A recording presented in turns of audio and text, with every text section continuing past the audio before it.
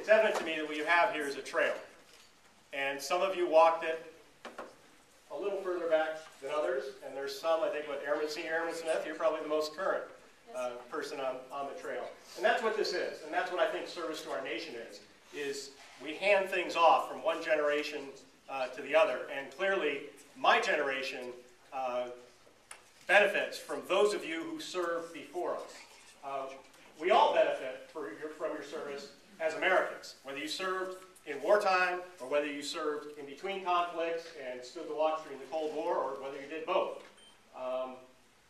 Certainly our country, our nation, our state, and our community are much better because of what you did, and for those of us in the current generation, really trying to live up and take on the legacy that you created is something that I think many of us take very, very seriously, and we hope we're doing an okay job with it. Kay, I think your prayer covered part of that. You talked about the generations, and you also talked about the family members and the friends.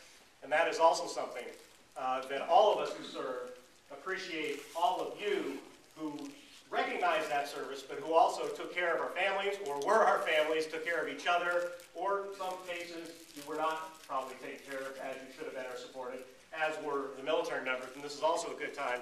What we were talking here at my table about the Vietnam generation. And really our nation didn't learn a lot of the lessons that it should have learned until probably around 1990 in the Gulf War, and that's when really a lot of Vietnam, finally,